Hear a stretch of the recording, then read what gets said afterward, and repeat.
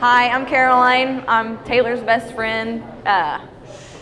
We became best friends back in 7th grade. She stole me away from my best friend at the time, and ever since then, I've been nothing but a better person since I've met her. I look up to her like a mom. Like everything she's accomplished in this past couple years is more than anybody would in a lifetime, and I can't express to her how proud of her I am for doing that. A story that is burnt into my head that some people might not find it funny, but me and her know. A long time ago when Roy lived on, I want to say Woodland Drive, but I always get it wrong. What is it? Northwood, every time. Roy had a green John Deere tractor, and we decided to go take that thing for a ride. Well, I was sitting on the back, and Taylor was sitting there driving. And we come around the corner, there's a tree, and a branch hanging low just enough where I can reach it. I said, Taylor, take me past this tree. I'm gonna hang on to it, and I'm gonna hang there, and you can come back around and pick me up. Well, they have a pond about maybe 10 yards after that tree. We went around that tree, and I'm hanging there, and Taylor's coming back. Well, I forgot to let go of the tree, and Taylor's head about gets ripped off, and the lawnmower's headed straight for the pond. I don't think Roy ever knew until we told him not too long after, but it was a good time. We have so many stories. I could sit here and tell you stories about that house. That was our house. I do have a few words to say that I wrote. It's short and sweet. I could go on all day. But I remember when Taylor first told me about Ricky. Me and Taylor got into an argument, which made us not talk for a couple weeks. We ended up apologizing to each other like we always did, and she immediately told me about this guy she met. She told me his name was Ricky Dobyn. Well, his name didn't really ring bells in my head, so I don't know if I really liked him already. I did my creeping on Facebook and thought, okay, I see you. He's a good-looking guy. Well, not shortly after I got to meet Mr. Ricky Dobyn, my thoughts, I was jealous. I was jealous of the way Ricky treated Taylor. I wanted what she had. We could be in a room full of people, and the only ones that would matter would be themselves. I then realized I had to share my best friend, but I also gained another one. I've been so proud of Ricky and how he treats Taylor. Taylor's lucky to have Ricky as well as Ricky is to have Taylor.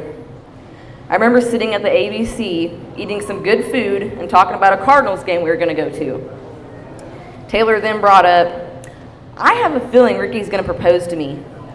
I said, well, he better not, because he didn't tell me, and if I don't know, then it's not approved. So Taylor realized, you know what, she's right. Caroline doesn't have any idea.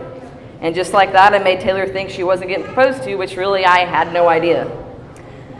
So when we got to the baseball game, Taylor had to take a bathroom break because all those shots that she did and tipping back all of those, I think she needs help. Anyways, Taylor went to the bathroom, and I ran up to Ricky, and I said, man, when are you going to propose to Taylor? He's like, today. I am, today. Well, you would have thought I hit the lottery because I broke down crying and bawling, and Ricky said, stop, there's no crying in baseball. So I had to get all cool, calm, and collected. Since then, I've been so happy for my best friend. At that moment, I knew that she found her soulmate. I knew she found her forever in her home. So if everybody can raise their glasses for Ricky and Taylor, here's to forever, for always, and no matter what.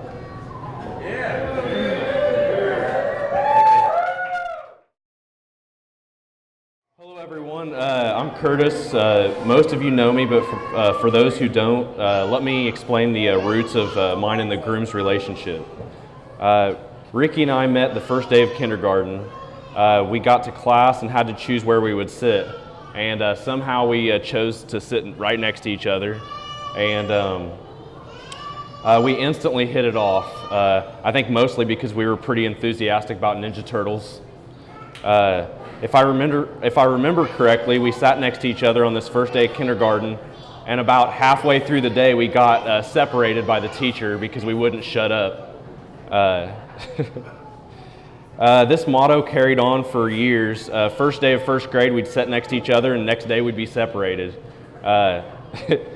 it was inevitable and continued into grade school and then into high school.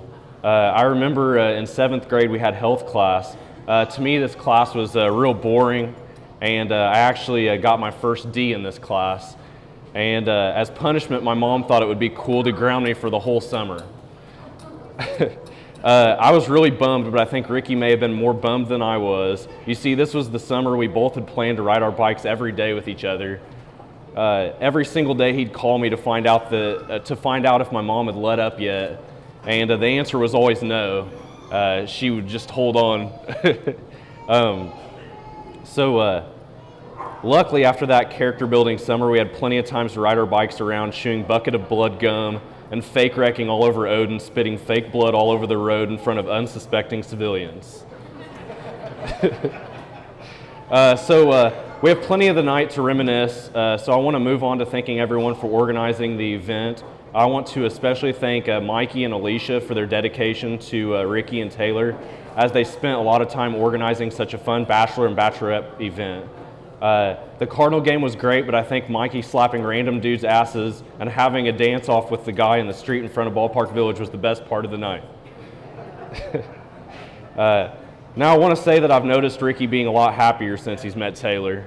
I remember when he had heard about her and he actually mentioned it to me. He said that there was this girl that he really wanted to go out with, and to me she sounded like the perfect match. She loved sports as much as him. She could actually whip up on him at the golf course, and we all know how much Ricky loves to lose. Based upon my research, it's tradition for the best man to offer up a bit of advice to the newlyweds.